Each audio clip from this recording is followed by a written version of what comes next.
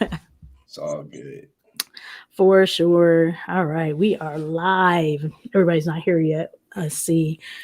We'll wait on a couple of people to show up Cool, cool. for sure. Depending on how long it takes, we'll see if I edit. Because I haven't really been editing anything. It's just been going with it. So, It's all good. yeah, we'll just wait on some people. Some of these little girls, they're going to see your little biceps over there and then see them over here like, hey, I need to, what am Nah, you funny. I? I just know how they go. We got somebody in here. I don't know who it is. Say hi. It looks like there's one person viewing. Say hi. What's up? Whoever you are. Let's see if it's showing up. I don't see it. That's all right. We'll wait for a couple more people. I see I have one viewer. I don't know who you are. It could be me on my other device. I don't know. If you're there, say hey in the chat so I can why is it not? It's not broadcasting over here. I have a problem. Let's see. It's not broadcasting over here that I can see. Oh, yeah, it is. Okay. All right. It doesn't show me who is live. Anywho, let's get started because, of course, people can catch this on the replay. So, hey, everybody, it's your girl Rajette Speaks with Narrative Shifts, where we are redefining and reframing the narratives that go out about us. And so this is that space. We've wrapped up our 5-part series on Black men and mental health, which was an excellent series, has really good feedback. People kind of, hitting me up on the side like, hey, that was really good, or who was this, and asking for resources. This week we're just starting anew. We had kind of a little break last week, and so this week what I wanted to do was introduce Marcos Harris Jr. This is one of my homies for real. I just want you to tell us a little bit about yourself, Marcos, and then I'll share with the people a little bit more about kind of your role with what you do on this end personally for me in terms of work, but then also just we're gonna hit some things tonight. So tell us a little bit about yourself, Marcos, and welcome to the show. Thank you so much. Cool. Thank you for having me. Yeah. As you mentioned, my name is Marcos Harris Jr. I try to keep it easy. All y'all can see my handle is the same on every social media platform. There's no confusion. There's only one person that can have that name. I'm blessed to have that name. There you go. I am a freshman at Tennessee State University. I know, kind of weird, 20-year-old freshman. I did take a 2-year gap years, I guess, after graduating high school. I was class of 2018, ended up graduating early. So I graduated in 2017. I was 2-sport athlete, ended up getting hurt, losing scholarships. You know how that goes. But started pursuing just academia and really educating myself in a bunch of different topics all over the place. If you check out my Instagram, it'll say I'm multi-hyphenate. I'm very passionate about a bunch of different things, from obviously sports, the arts, history, activism, all of it. Yeah, that's a little bit about me. Absolutely. And so, and that's one of the things that for me was like the drawing factor. So for anyone who doesn't really understand or know, so obviously Narrative Shifts started, I guess now technically in this platform, in this space, a couple months ago now, almost, I guess, maybe like a month and a half. But the idea for it came this summer. And so Marcos is actually the son of a very, very dear friend of mine. And I have had the opportunity to just watch his progression over the years, be it his athletic influence or his activism actually is what really always had my ears kind of peaked up in the social media space. Like, who is this kid? And asking my friend, like, this is your kid talking like this, guys. He is truly someone whose wisdom is beyond his years, and that's just honest, and that's what blesses me so much in having conversations with you, Marcos, because I don't feel like I'm talking to like a really young person, and I'm obviously you're 20, right? Yeah. Okay. And so sometimes the conversations, I'm like, this is a 20-year-old, so you have such rich conversations with people and just a lot to really add to conversations. And so guys, so I needed a team, right? And so I was being prayerful about just having a team, like more people can help support the vision and support Narrative Shifts. The thing about me is that I'm not going to just let anybody into my creative space. And anybody who knows that and has known me for years knows that it's a very covered space. And so for me to just reach out to somebody and like, hey, can you help me? That's not usually going to happen, which is why you see me doing so many things by myself. Even though I love teams and thrive in teams, it's got to be the right people. And so God definitely like, put Marcos in my heart in terms of like, okay, I need to reach out to this dude, because like he just kept coming up in prayer. And so then, like he hit me up, I hit him up, and it was just one of these things where, had a conversation with him.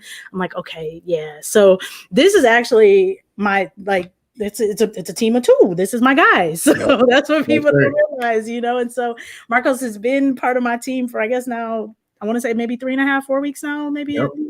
Yep. And so just blessed to have him. Wanted to highlight him tonight because he really has some just rich ideas across the board. And what, like I said, what has drawn me to Marcos is the fact that he can have these substantial conversations about so many different things. Anybody who knows me knows I love that because I do that. But it's really just wonderful to have you on the show. And so, I understand you took a couple gap years, you said. So we'll hit a couple of things here because I just heard you introduce yourself. And I do remember when you kind of had an injury, right? Because I was kind of bummed out, man. Like, I think weren't you at Saline at that time? Yeah, I was. Saline High School. Okay. So everybody, he's at TSU, excuse me, what am I saying? TSU. He lives in Tennessee, but I remember that moment and I actually felt it. I don't think I've ever shared that with you, but I definitely, felt it, knowing that could change the course of some things. And so, I'm just really thrilled to know that you have been growing in these other areas and really just being a tremendous voice for not only this generation, but generations to come. So happy to just have a Gen Z on here.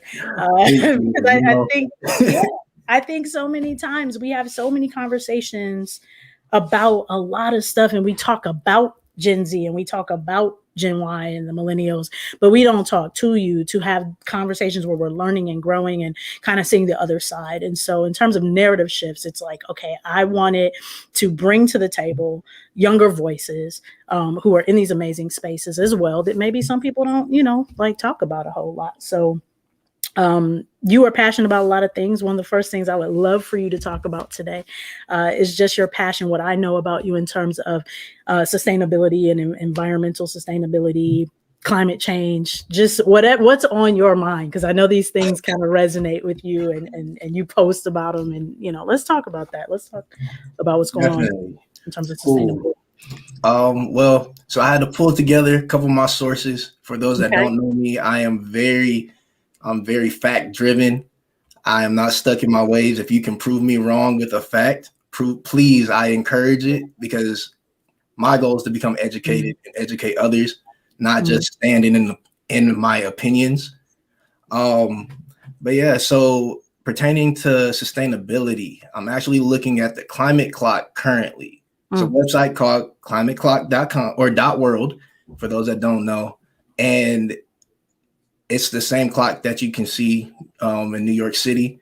It says we have roughly 6 years, 319 days, 11 hours and 51 minutes until we get to the level of climate change that would become irreversible. So pretty much we have 6 years to get everything back in order. 6 years is not a long time. Not at all. I would like to live past 30, right, 40, 50, God willing. And for me, it's just important to do my part and help rejuvenate the earth so that, my kids, my grandkids, whatever, will be able to experience life and enjoy the things that we get to enjoy on a day-to-day basis. Nice. Yeah, so I am a quarter Filipino. So that's really where the drive for sustainability came from for me. Okay. A lot of people still consider the Philippines a third world country. There's a lot of islands there that still have not been westernized. So they live off of the land, like no technology. They're hunters and gatherers. They use barter system. Like they're really out there. And in terms of westernization. Like they haven't experienced it before. And after graduating, my family actually took a trip out there. So December of 2017, and got to stay in the village that my family's originally from, which was awesome. But you could definitely see the effects of westernization and climate change over there, just from the pictures and listening to my elders speak. Everything from like the water clarity to air quality, like they can tell because they know they've lived it their entire lives. When you're 80 years old, yeah, things might be different like to your body, but at the same time you can still notice like, why is this one beach that I've gone to my entire life now covered in litter? Why is the water turning black? Why can I only see 5 feet in front of me because of all this smoke that's around, right? And that's kind of what started my love for just learning about climate change and global warming and being very vocal about all of us doing our part. Because like I said, we have roughly 6 years to try and reverse as much as possible. And that's a lot of work to get done in a very, very short amount of time. That's a lot of work, man. Like I've seen this climate clock just kind of not in passing. I haven't been anywhere, but just I feel like I was watching TV or something and saw it kind of, on the building or the projection of that. And I didn't do the math, so for you to say 6 years, put that in a perspective that I hadn't quite digested yet. So that is quite a shock. So 2 years ago, and I remember this, I remember being in Thailand at the time because I was trying to coordinate so that I could come over there and hang out with you guys for Christmas. And it just didn't work because of my schedule, because we were, we were actually teaching during that time. So before the 2 years, I guess several years ago, had you ever really thought about climate change much? Had you thought much about sustainability or, were you a tree hugger before like what was your kind of backdrop in terms of that? Or was it literally when you saw and had these conversations, you saw it with your own eyes in the Philippines, had the conversations with your relatives? Was it before that at any point? Like, did you have any care about it before then? So it's funny you ask. Let my parents tell it because I do not remember. Okay. But when I was younger, you know how you ask kids, what do you want to be when you grow up? Yes. Well, apparently my answer was the weatherman.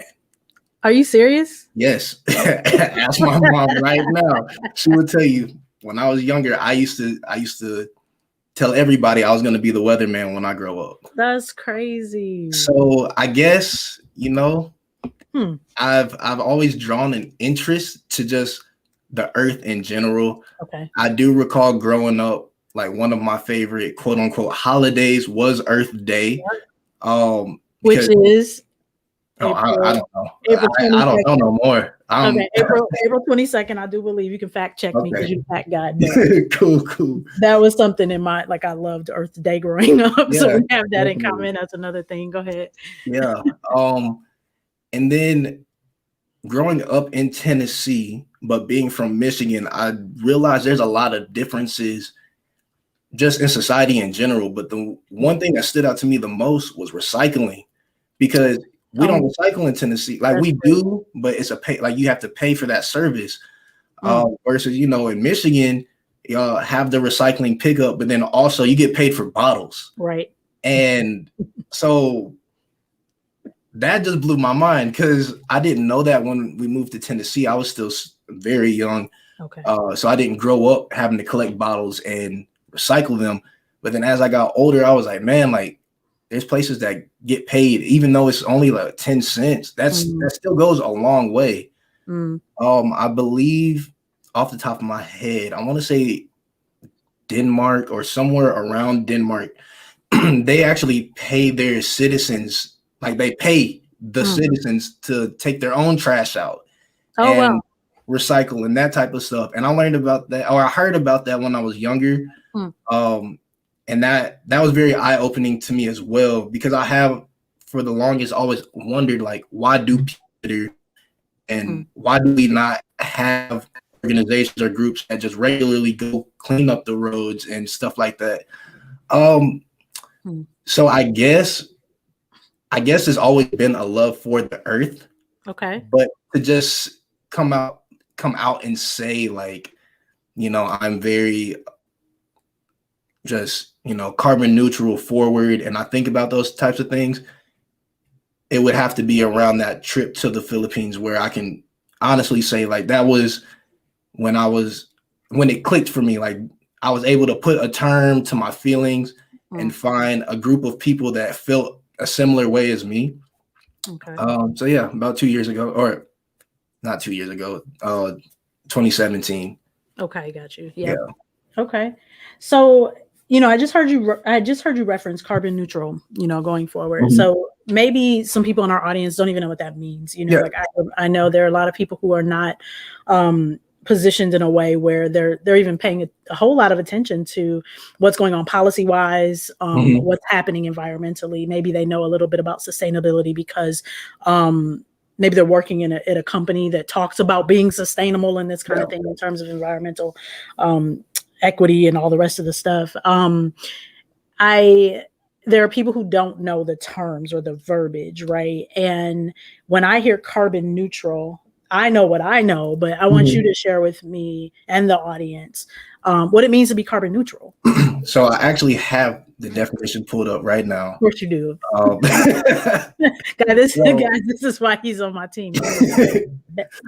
Go ahead. Sure. So Google says, it poses the question, what does it mean to be carbon neutral? And it quite literally says carbon neutral or net zero carbon is a term used to describe the state of entity such as a company, service, product, where the carbon emissions caused by them have been balanced out by funding an equivalent amount of carbon savings elsewhere in the world. Okay. So you'll hear companies like right now, Apple, for example, when they had their 2020 like unveiling of the iPhones and all of that stuff, they said it's their goal. I want to say it was about 2025, 2024, where they say they want to be completely carbon neutral. Okay. So obviously cell phones, chargers, tablets, whatever, a lot of it does come from natural resources, metals and that type of stuff, right? So it does, no matter how much we want to neglect it, it does affect the earth in some way, right? And so companies like Apple will maybe, they'll make this iPhone and it'll, affect the earth's carbon levels by X amount. But at the same time, they're using only solar energy to power all of their buildings and all of their factories and that type of stuff.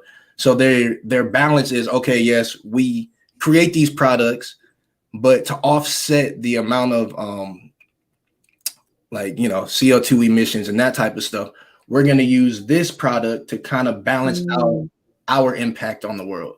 Okay. I think that's a really good description and definition. Thank you for that. Yeah. I feel like I saw a commercial recently, and full disclosure, guys, like I love environmental everything, but recently I honestly haven't been keeping up a bunch, like I know what I do as far as my parts. So I've always been someone who's recycled, and I have my remarkable because I don't like to waste paper and, you got all my little stuff. But like, I just saw recently, I believe it was Amazon that I saw similarly. Is that right? Yep. Okay, so they're looking to do this. I can't remember by which date, but I remember seeing that commercial a few times. Like, that's interesting, So it's good that we're having those conversations. That companies like big money makers are like, hey, this is important. It's crazy that we're just now kind of getting to this space, and because we have 6 years left, right? Like, at what point was the shakeup, for all these different companies to realize, like, no, this is really a big deal.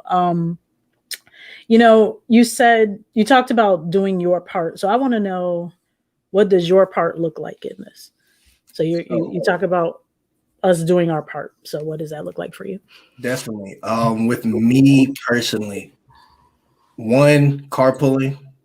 Okay. That's a big thing. Part of it is me and my friends all don't love to drive all the time. So we'll just take turns. Y'all want to hang out? you got to come pick everybody up. And Okay. that's kind of like our hangout time too, right? Because now we Mhm. just chilling in the car, vibing to go hang out again or hang out somewhere. So that's a big thing for me. Another thing is recycling, of course, and something that a lot of people don't think about. My family during quarantine, COVID, shenanigans, we wanted to try some things out. And after we started doing it, I actually started to study it more. But even growing your own food, Yes. having a little planter box in the backyard to grow simple vegetables that you don't have to have a green thumb to grow. That goes a long way, just from the amount of food waste that we have here in America, the packaging, distribution, just all of it, right? So if we all just grew, even if it was, I'm gonna grow carrots, you're gonna grow tomatoes, our next neighbor is gonna grow potatoes, right? That goes a long way, because now we're reducing trips to and from the grocery store. If you don't have your own reusable bag, then the plastic bags that stores give you. Right. And then you have to think about, so my major is supply chain management. Okay. And so that's the study from, the idea to the hands of the consumer. And part of that is growing the food, transporting it, cultivating it, transporting it, and then, distributing it, housing it in the grocery stores. And that's a lot of factors. That's a lot of driving. That's a lot of packaging, which leads to a lot of plastic, a lot of waste. And the biggest thing that a lot of us don't think about is the amount of water used in every single step of every single product made in the world. We use up a bunch of water. I want to say last time I checked, they were estimating roughly 100 gallons just to make cotton t-shirts. Wow. And think about how many t-shirts are circulating out. Yeah, seriously. Okay. And back to the multi-hyphenate thing, I have a passion for fashion. I didn't even think of that word that would run. You didn't do that on purpose, that one? No, that was not on purpose. Okay. But it's been a very big thing for me to not look at being carbon neutral as a trend, but as a life change. Nice. Everything from just the way we create clothes, the way we color them, the dyes we use, all of that. So for me personally, that's a big thing on just finding out where the products that I personally use come from, and that process of how this t-shirt came to be, right? Because as great as a $70 t-shirt might be, like as great of a quality, it could have taken 3 Shark Tanks of water to create that one shirt. And then putting it in that perspective is like, is this shirt really worth that? Wow. To me personally, it's not. It's interesting because I haven't thought about it in terms of fashion and just kind of the stuff that I wear, right? So some years ago, and most of the people who watch this know, like I spent probably 8 or 9 years as a vegetarian / vegan. And then I did come back to Michigan from California and started eating meat a little bit. So I go back and forth, right? Like I don't have to have meat. It's not something I love. But I know that when I began vegetarian lifestyle, it wasn't about the earth and a carbon footprint. It wasn't about any of that. About halfway through, I started learning about how those are connected, right? And so, it was that point where it became, a much deeper ethical stance for me at the time, because I was like, okay, yeah, no, this is how I can do my part. And so that's why, I was asking, like, I think a lot of us have a lot to say about a lot of things, but we don't always do our part, like whatever that part looks like. And it could be something very small, or it could be something, gigantic that'll last forever, right? But what may appear to be very tiny or small is still impact, right? For sure. Collectively. And so I hadn't thought about it in terms of fashion or any other aspect. I mean, obviously the obvious ones, like, emissions in the air and the atmosphere, we can see the smog, we can see the pollution. But when you think about the things that we consume, not even the waste or the litter, but just like what we eat and what it takes for us to have, like meat and these kinds of things. Yeah. That was something that was brand new to me when I was kind of learning about the carbon footprint of this thing. So, so that is really good. I'm glad that, you shared that and just how you want it to become a lifestyle and not just a trend. And I think that's a huge point, because we do live in this age of social media and things are trendy, right? Like you got everything, it's like, we got this challenge yesterday and this challenge today. I'm like, yo, these challenges. We got all these challenges. I'm like, can we like save some water? Do the save some water challenge? Like, I don't know. Exactly. But I think it's great that you are tuned in the way that you do. I also, as I shared, know you a bit as an activist. So in terms of sustainability, how are you making your voice heard, and what kind of steps and measures are you making in terms of your own community, in terms of your generation right now? Like, I know you're posting, but what are you actionably doing right now about it? For sure. So with every single topic that I'm passionate about, I'm viewed as the bridge with everything. With sustainability specifically, one thing is I feel like because Gen Z and Gen Y and millennials are so much, like we're on social media and on the internet so much, we have a plethora of knowledge, right? Yeah. And we are still not at the age to truly make an impact per se, right? Like we're not in those power positions. Okay. But we are, as some people like to consider, like my group, street activists, as in we are the people out there in the streets doing the stuff, spreading the message and all of that, right? So for me, it's the obvious stuff like posting on social media, going to meetups, helping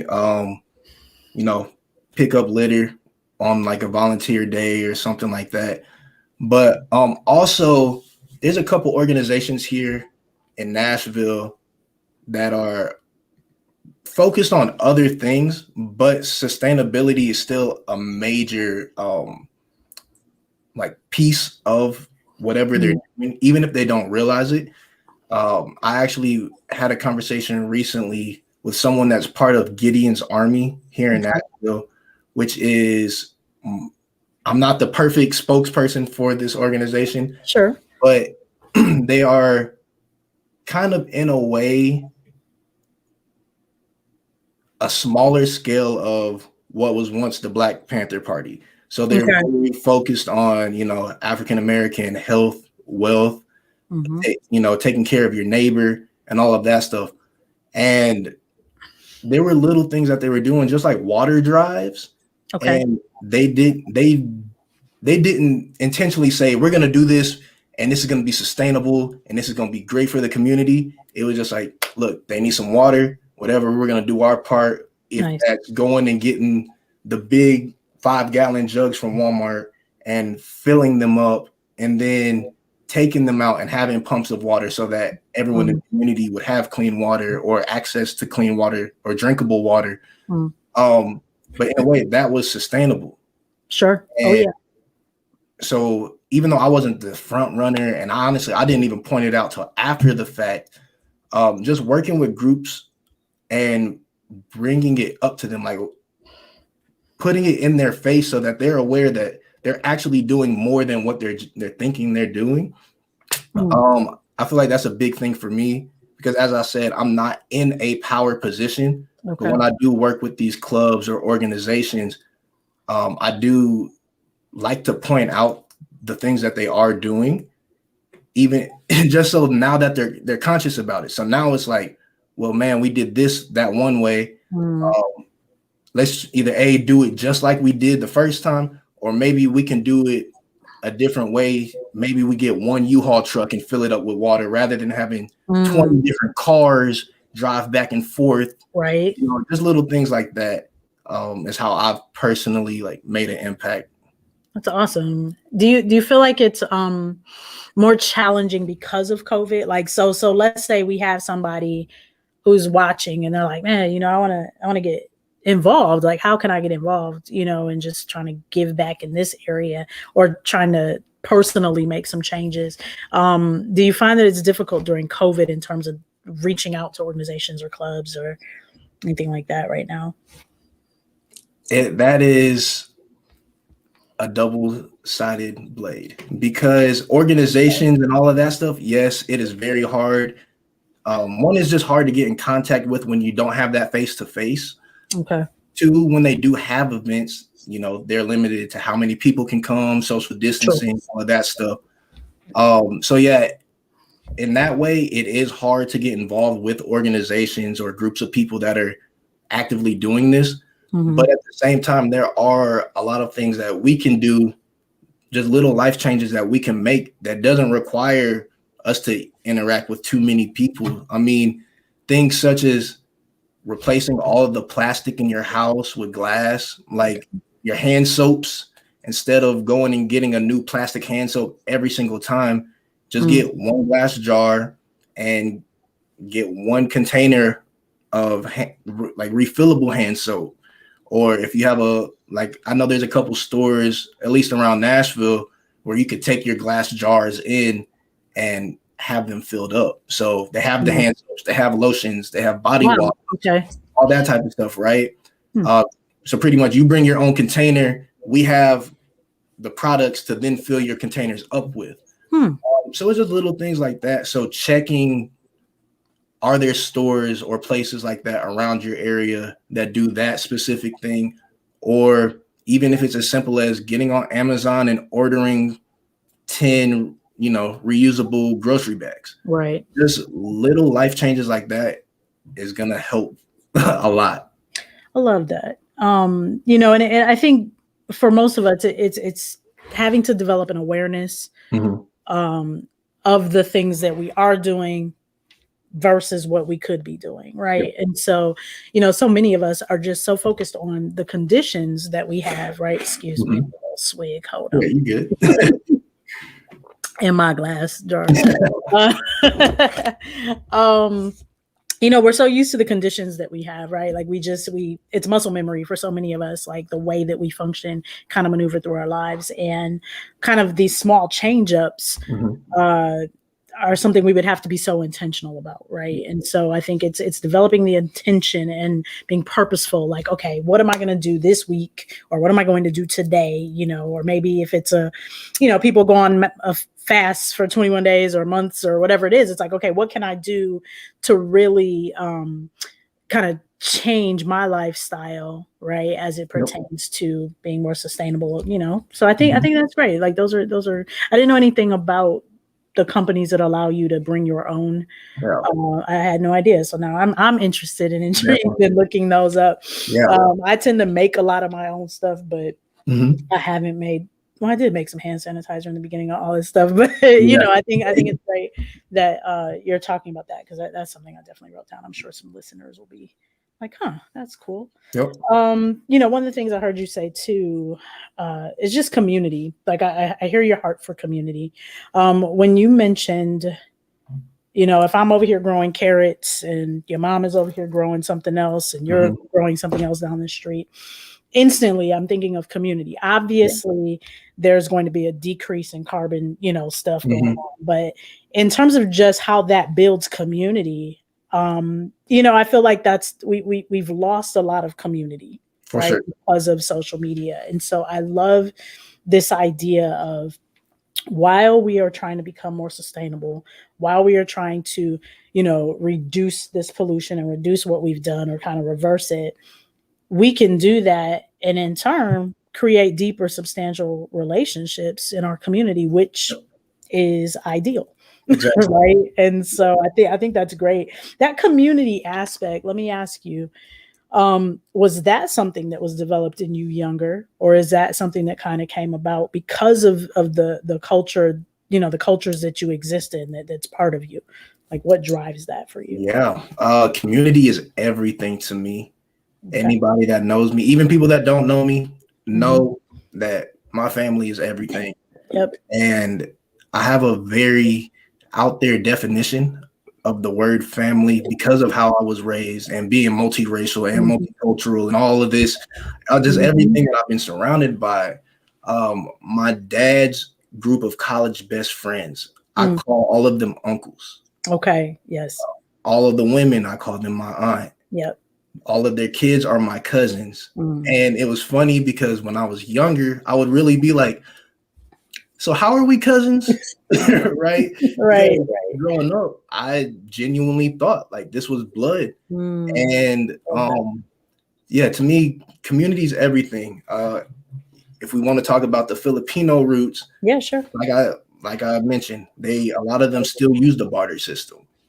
And my grandma lives with us, and she talks about all the time, like growing up, her best friend, like, you know, her and her best friend would hang out. Her mom knew her, even though they never really met in passing and all of this stuff, right? It's the parents know all the kids in the community because if they don't work together, well, my husband hunts and I grow vegetables, and you fish, and you know, we switch and we live off of each other. Wow.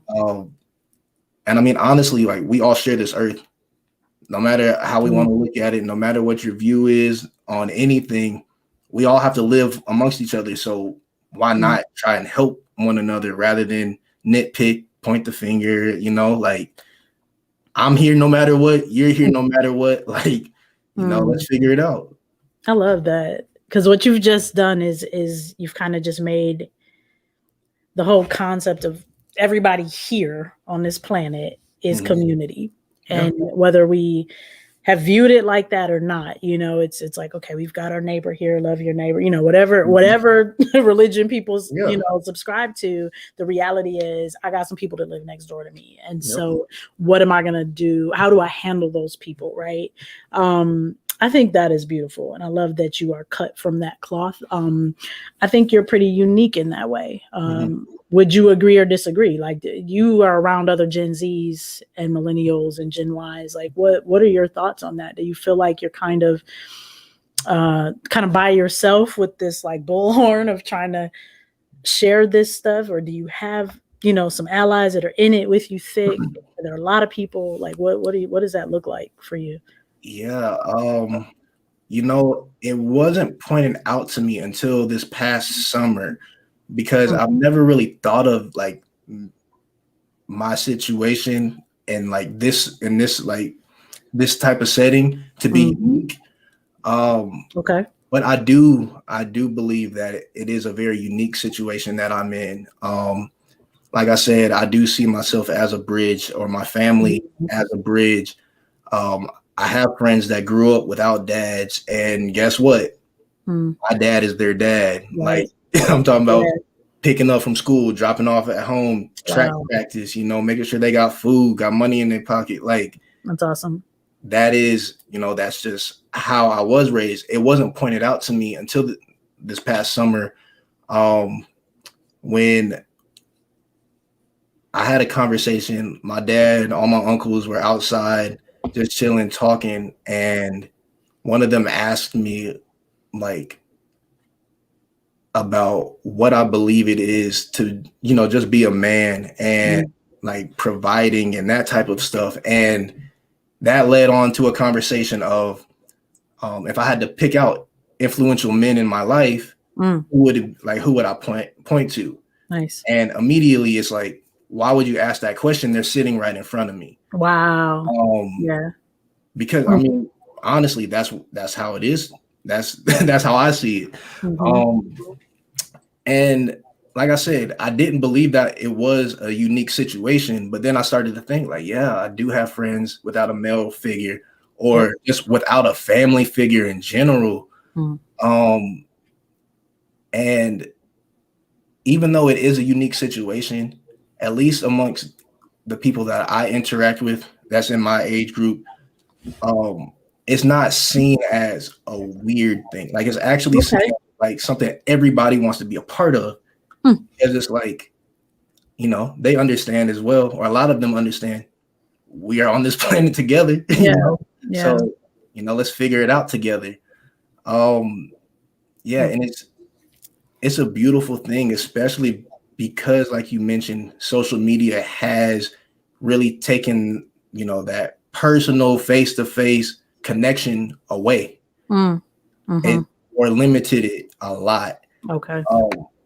But as much of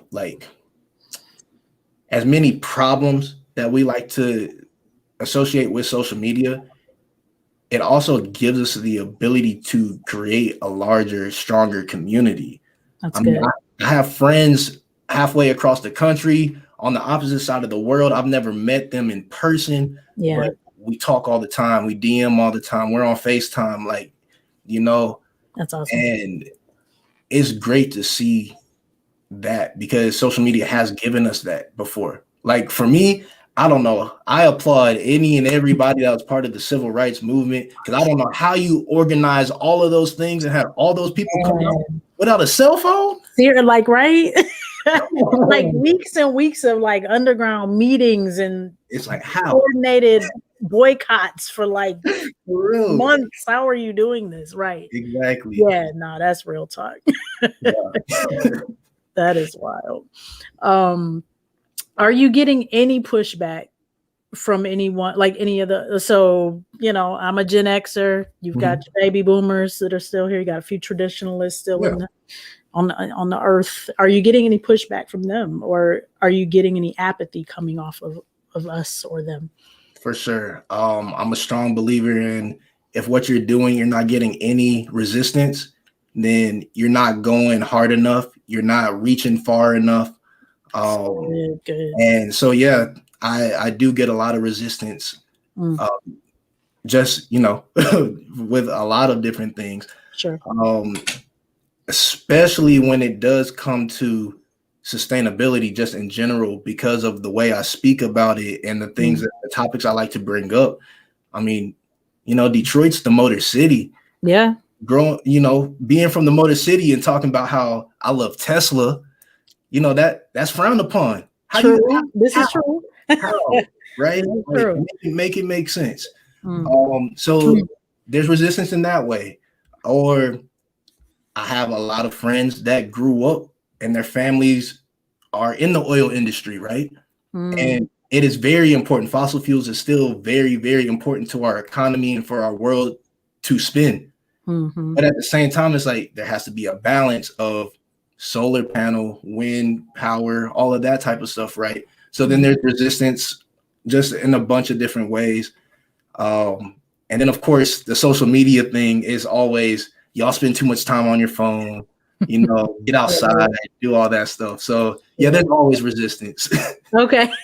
One thing I think is so beautiful about what you bring to the table is that listen, for the audience, guys, Marcos is not afraid of challenges, period. And I love that. And I think that's what's been so admirable in watching him grow up over these years, is he's not afraid to take like an older adult to task. Like, he's like, look, he will challenge folks and hold you accountable. And I think these are really just wonderful, beautiful things. At times, sometimes I'm like, oh, he said what? Because it might be somebody my age or older who just posted something, and I'm like, oh, they not ready. Because you are so articulate and you are so, again, just loaded with wisdom and knowledge, about these things. And so I don't ever want you to stop doing that. That is so important. It's one thing when our peers of the same age or same generation, are calling us out, and it's that iron that's sharpening the iron. It's another thing when it's someone that is younger than us, right? And someone who is saying, look, this is what's going on, and it's like, prove something otherwise. Like, you even came on today, like, look, I'm gonna fact check it. Like, if you I said, this guy, this is him. So, I appreciate that so much. And just, that's going to continue to just be such a dynamic blessing for you, and just how you're maneuvering through space and time. One of the things I also wrote down here, I'm trying to find it because my little stuff is, I write scribbles everywhere. Let's see, I had it. So okay, so let's transition slightly here, and then we're gonna get into these turbines you told me about earlier. Yeah. I'm like mind blown here. But first, you said you took a 2-year gap, and I want to know because I know a lot of times these gap years. When I was growing up, we didn't call them gap years. People just didn't go to school or whatever, for whatever Yeah. reasons to pursue their interests. But gap year is a trendy term. Mhm. But you took a couple years. As you mentioned in the beginning, you graduated early from high school. And then you had the football dynamic and athletic dynamic. But talk to me about these 2 years. Like, what did you do in that time? Were you trying to discover some things? Was it just kind of to chill out? Like, what was going on in that 2 years? Yeah. So I love this question because one, the gap years were kind of forced on me, right? Because the reason why I graduated high school early was because I was gonna go to college early. Yep. The school I was at, we were on trimester, so we finished our first trimester, which is a little bit shorter than a semester, in November. So I was going to be in college by December, there for bowl practice, air conditioning spring, right? So Okay. it was never, oh, I need to take a gap year, take some gap years. The way I define a gap year versus not going to college straight out of high school is, in a gap year, you're actively trying to progress yourself and educate yourself in other ways other than higher education. Okay. Because there's a lot of people that just are like, I'm not gonna go to college right now. I'm gonna just chill. I'm 18. Mom and pop still gonna let me stay in the house, whatever that is, right? Right. So I'm gonna just kick it until they force me to do something. That is not an uncommon situation. Okay. When I define a gap year, it's do these internships, do these jobs that no one wants to do that'll get your foot in the door. Good. Shadow people in a variety of different industries. Find out what you want to do, which is what has made college a breeze for me.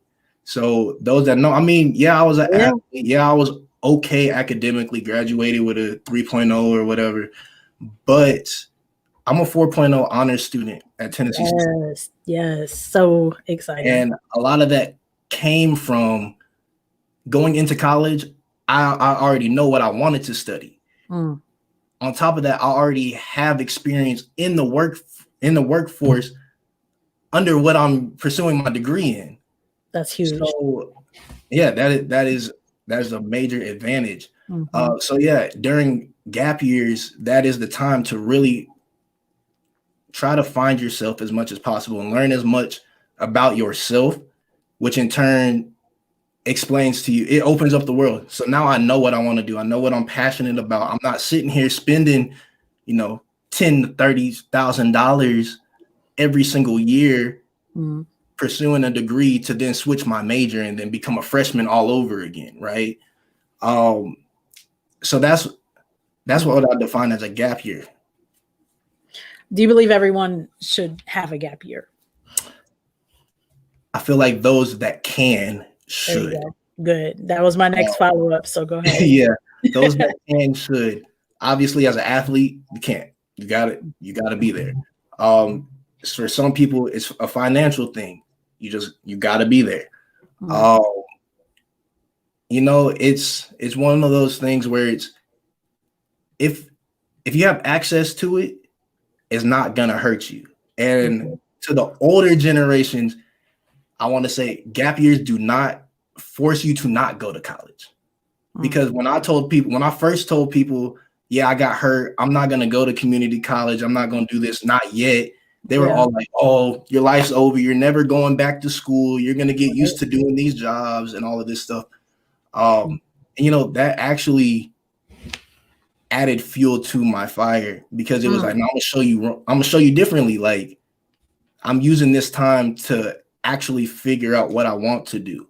Especially, everybody in some way is affected by the student debt crisis, right? Especially the Black community, and seeing how that has derailed pretty much the community as a whole, right? Like, a lot of us have financial struggles, and a lot of those financial struggles come from student loans. Yeah. It's like, why would I get a degree in something that I don't want to pursue as a career, making X amount of dollars and then giving at least half of it back to the school or to the government to cover my education that I don't even use anymore. Right. That's fair. And that was always my thing. Like, higher education is great. It's very important. But to me as a person, it was always, I don't want to study something that I'm not going to use later on in life. I was that high school student that was sitting in pre-calc. Like, why am I in calc? Like, just personally, I knew I'm not going to pursue a career in math. Okay. Right. So, but teach me about taxes. Teach me about the stock investments, right? Like, teach me about that type of stuff, things that I'm actually going to use in life. That was my mindset back in high school. Then being forced into the gap year and all of that type of stuff. It really, it put things in place for me. That's awesome. Yep. Are you, and this is just a question I could ask you offline, but and it's also telling me my internet connection is unstable. I really hope this comes out because it would do that right now, right? Like, really. I'm listening to you. Are there any books coming out, anything like this that might be on its way in terms of what you just mentioned? Because I feel like this could help a lot of people, a lot of young folks, a lot of degrees, or something, or a book, singular. I don't know. Like, do you like to read? That is true. That is a new hobby I have picked up recently. Okay. It's actually funny that you mentioned books, because since high school, shout out to so some people don't get upset, but one of my favorite teachers throughout all of school, Miss Holly Shepard. She was my theater teacher at BA. We would have these conversations outside of class, outside of musical practice, all of that type of stuff. Okay. I've journaled a lot my entire life. Nice. And she always told me, because I was one of those people, I'll journal, whatever, throw the journal off to the side. Mom comes, cleans the room, throws the journal away. I'm not upset. But she encouraged me to keep them, to write, because she was like, eventually this could be a biography or used for autobiography or just things like that. And this or that specific portion of my life, I feel like, based off of just the amount of journal entries I have and how passionate I am about taking gap years and like learning about yourself and finding yourself, to help pursue your life, and push you forward, get you ahead of the curve. I've thought about it. I have, I don't know when or how to get that done, but digital format is really my go-to, from, podcast posting. That has definitely been something that I've thought about doing, just getting on, because, I post questions on my Instagram story almost every day. Yeah. Just to get people thinking and get people's opinions. And, sometimes people just need somebody to talk to, or at least feel like someone's listening to them. And I have thought about, I do want to utilize my platforms a little bit more on explaining those little things, because honestly, those gap years have shaped and defined me as a person. Like, those 2.5 years, there was more growth than the first 17 years of my life. Wow. That's a huge statement, Marcos. That's huge. I mean, but if you think about it, like, wow. I mean, I was thrown in the lion's den, right? Fair. Because college was always, I'm going to go to college because it's going to be paid for because of sports, right? Right. Well, sports go away. College is out the window. I can't sit in mom and dad's house my entire life. Right. It's like, I got to figure it out. So it's like, what am I going to do? Am I going to sit here, feel sorry for myself, hate the world, and blame everybody else on the things that have in a way been taken away from me, or am I gonna say forget it? Whatever that was an important part of my life. It is still to this day, a major part of my story. But the world keeps spinning. The sun's still gonna rise. So it's like, what am I gonna do? Feel sorry about myself, or keep pushing? And I decided to keep pushing. There's such a maturity in that response that is so huge. There are a lot of adults who are much older than you who don't understand that concept of this was a wonderful period of my life, right? And I've got to digest and accept the fact that that part of it is gone, but there's so much more over here. Yep. A lot of us can get stuck, right? And I think that hits us throughout various life steps, right? And it's being able to understand, come into a place of awareness again, revelation that like, nope, I might be a little stuck. So what do I need to do to change something to propel me a little bit further, right? Or change sort of the course or direction. I think that's huge because I mean, we've seen examples of another type of you that would have been still stuck and bummed out and frustrated about, man, like I jacked my knee or my foot or whatever. Yours was your knee, right? Like my knee. Yeah. It's like, jacked up my knee. I can't do anything. And we've seen this. We've seen people spiral, fall into deep depression. We've seen people suicidal. We've seen people who fall into substance abuse, right?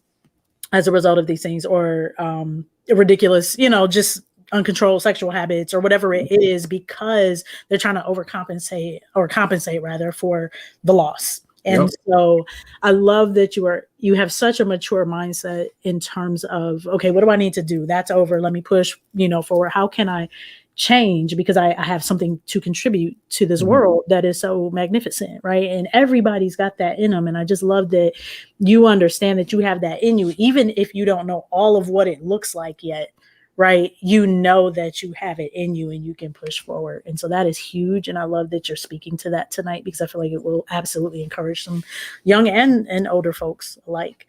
So thank you for sharing that. Definitely. That's huge. What I want to say is like, to people that are feeling any kind of negative feelings about where they're at or where they've been, sit in it. Don't try to run away. Honestly, like these last 4 to 6 months of my life personally have been hard, super hard. And I've been trying to run away from the feelings and just the thoughts of the future, honestly. And about maybe 2-3 days ago, not even weeks. Okay. I decided I'm gonna just sit in it, embrace it. That's so powerful, Marcos. You have to. You have to. There's no other choice, or you're gonna bum yourself out even more. Wow. So let's hit that, because we did just come off the mental health series, right? Black men and mental health. So when I hear you saying sit in it, like I know what that means, but some people might not know what that means. Like, what does that mean? Like, what does it mean to sit in it? Like you're in the midst of something that feels like hell, right? On earth. Yeah. And I'm hearing you say sit in it. What does that mean coming from your perspective? And just based off of, you don't have to disclose too much of what you want, but just what does that mean for someone? For me, sitting in it is recognizing it and embracing it, not running away from it, not psyching yourself out, realizing you can't control the world, you can't control other people, you can't control their emotions, you can't a lot of what's in our life we can't control. And recognizing you can't control it is the first step to sitting in it, right? That's good. Because think about it. If you in quicksand and you move around too much, what's going to happen? That's a wrap. You're going to sink. You're going to drown, right? That's kind of how I view life, right? When I am in a sticky situation, trying to do too much too fast, of course, that's our natural reaction. That's always my natural reaction. But 9 times out of 10, that just makes things worse. So now you're going from one foot being stuck to being head above sea level. And why was that? Because you didn't take a second, step back, breathe, and just sit in it. if you would just relax, things are Mm. gonna work out no matter what. We're trying to rush, trying to move too quickly, is just gonna make the problems pile up. And now you're in a mental state or in a physical state that you can't control, still can't control it. Yeah. Yeah. But now you're gonna be worse off than if you would have just sat in it Well, and relaxed. that's really powerful. Thank you for that. That's good stuff. Y'all, I told y'all he has wisdom.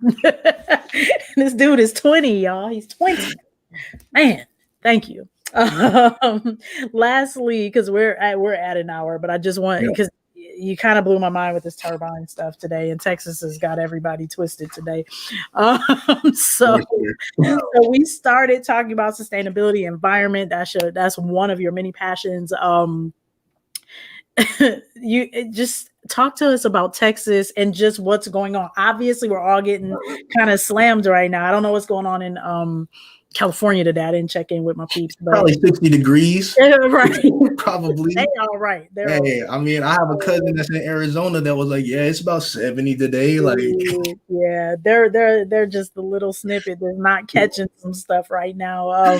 In Michigan, we supposed to have some kind of semi-blizzard, like whatever's going on. I haven't even looked out in a couple hours, but kind of nervous about that. But we're supposed to catch it. And I just saw, like, last night, one of my friends from California, so she had lived in California, now she lives in Texas. She had posted a picture, and I was like, where is she? Like, I didn't know she was in Texas. Like, I'm like, where is this? And I asked her, she's like, yeah. I'm like, wow. And as the day has just gone, forward, I've heard just a lot of my Texas peeps chiming in, like, this is crazy. And then you brought in turbines. So please talk to me about what's going on with turbines, why you might have had a shirt on or not. Like, what's going on in your world right now?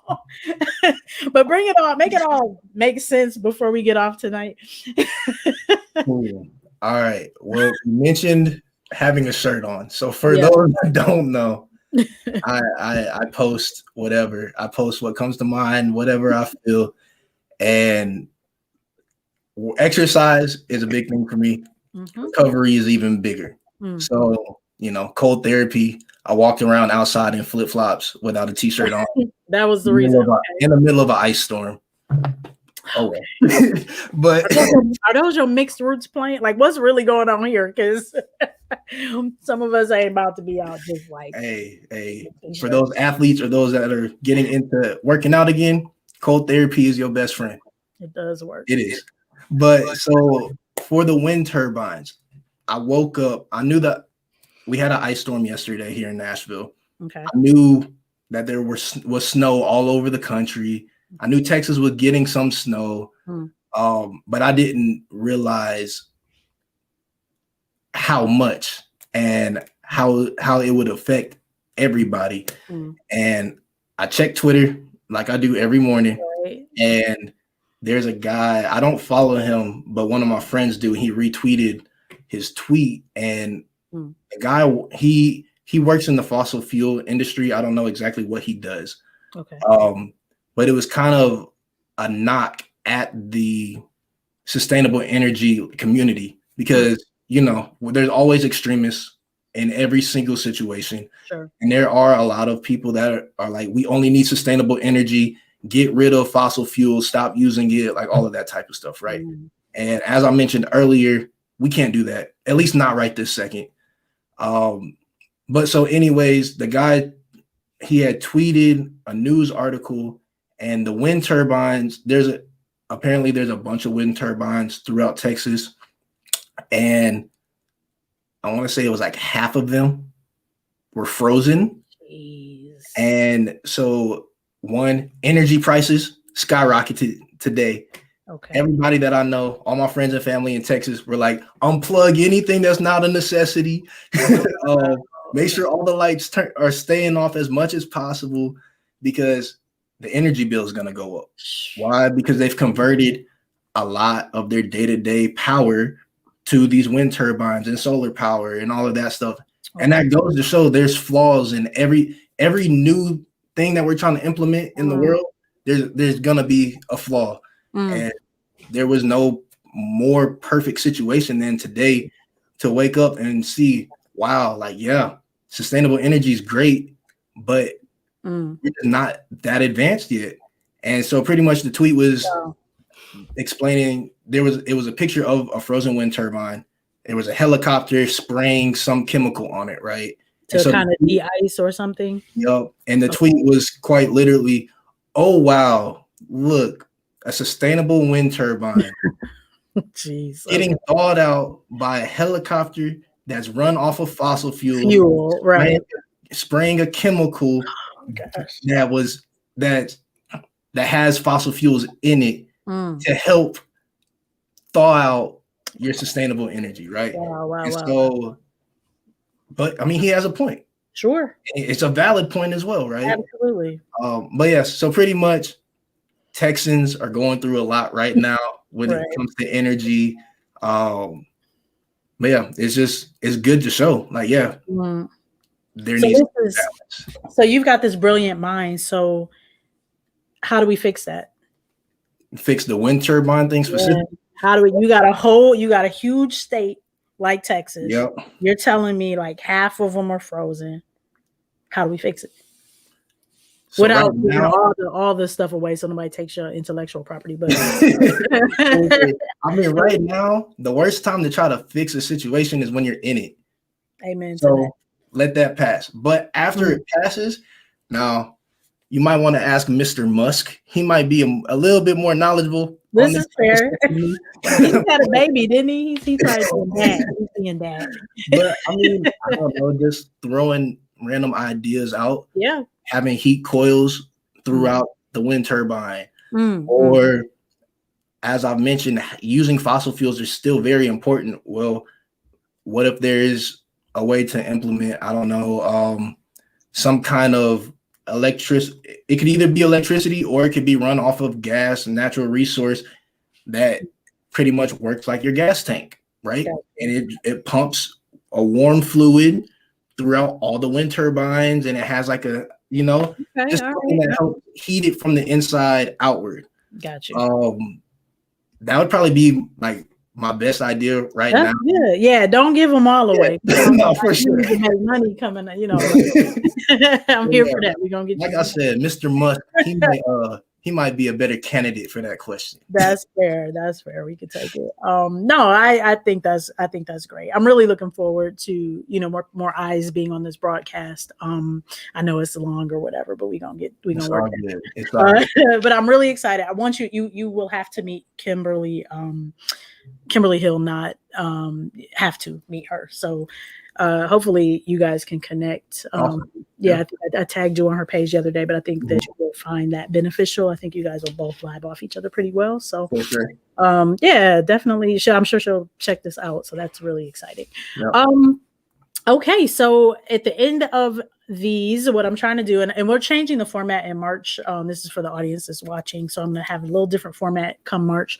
But right now, one thing I want to just, spotlight. I always ask if my guests have anybody they want to spotlight in terms of a small business or any type of, cause that they're connected to. So if you could share, I think it's liveabove.co, right? Correct. You want to tell us quickly about that? We got about 3 minutes left. So cool. Go ahead and I'm going to put it across the bottom here.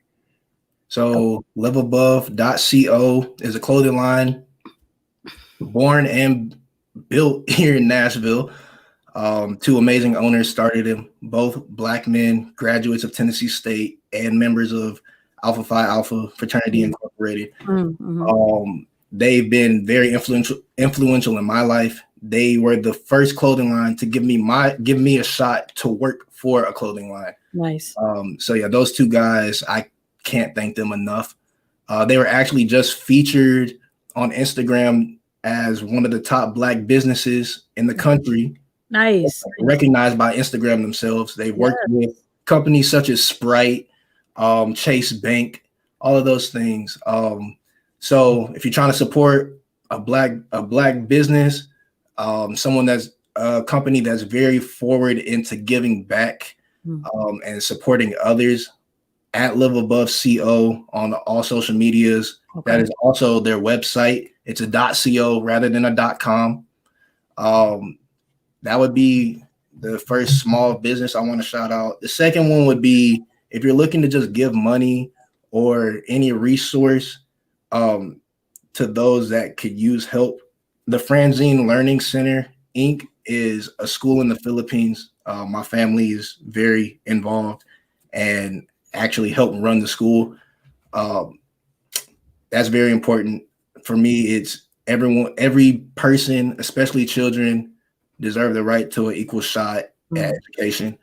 So if you're looking to give money to anybody, I would tell you to give money to that school in a heartbeat. Can you spell it for me?